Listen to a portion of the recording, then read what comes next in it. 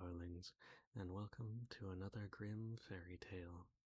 Tonight, we're reading The Wolf and the Seven Young Kids.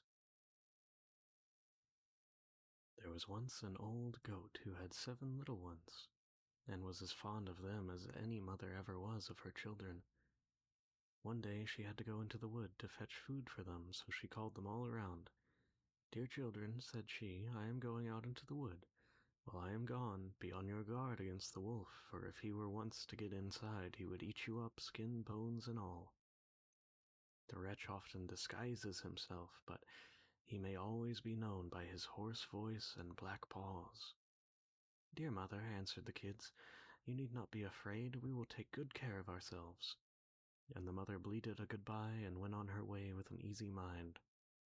It was not long before someone came knocking at the house door, crying out, "Open the door, my dear children. Your mother is come back and has brought each of you something." But the little kids knew it was the wolf by the hoarse voice. "We will not open the door," cried they. "You are not our mother. She has a delicate and sweet voice, and your voice is hoarse. You must be the wolf." Then off went the wolf to a shop and bought a big lump of chalk and ate it to make his voice soft. Then he came back and knocked at the house door and cried, "Open the door, my dear children. Your mother is here and has brought each of you something."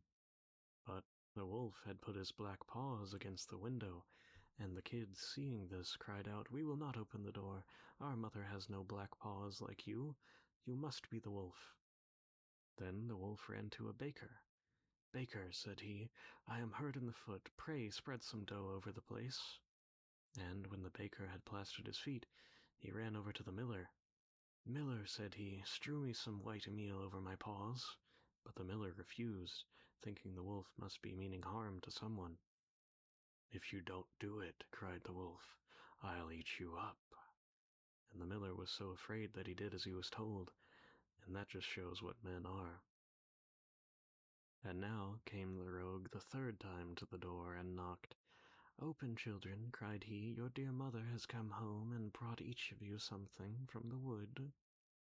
"First show us your paws," said the kids, "so that we may know you are really our mother or not."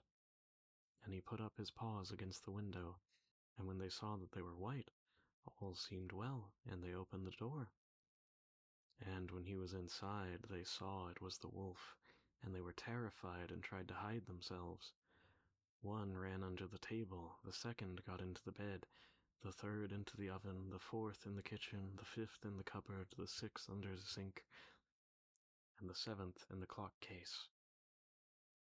But the wolf found them all, and gave them short shrift. One after the other he swallowed them down, all but the youngest, who was hid in the clock case.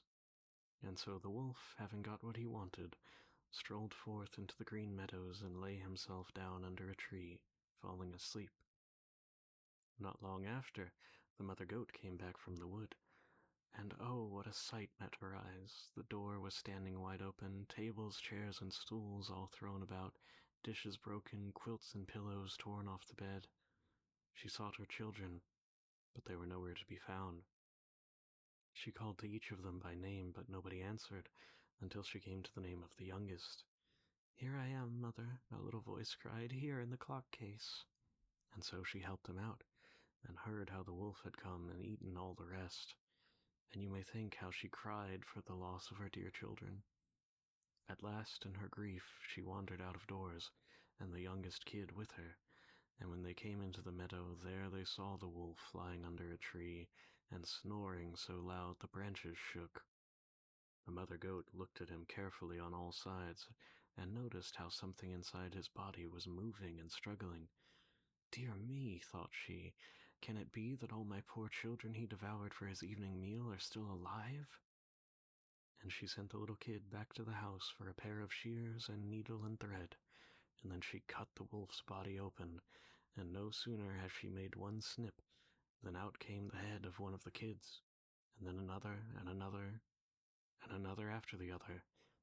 The 6 little kids all jumped out alive and well, for in his greediness the rogue had swallowed them down whole. How delightful this was! So they comforted their dear mother and hopped about like tailors at a wedding. Now, fetch some good hard stones, said the mother, and we will fill his body with them, as he lies asleep. So they fetched some in all haste and put them inside, and the mother sewed him up so quickly again that he was none the wiser. When the wolf awoke at last and got up, the stones made him feel very thirsty, and as he was going to the brook to drink, they struck and rattled against one another, and so he cried out, "What is this I feel inside of me, knocking hard against my bones? How should such a thing betide me? They were kids, and now they're stones?" So he came to the brook, stooped to drink, but the heavy stones weighed him down, so he fell over into the water and was drowned. And when the seven little kids saw it, they came up running. "The wolf is dead, the wolf is dead," they cried, and taking hands, they danced with their mother all about the place. I'm not entirely sure what it is with Grimm fairy tales and cutting wolves open and filling them with stones, but they certainly do love it. Anyway, I know this was a shorter one, but I hope you're able to get some good rest. Know that I care about you, and good night.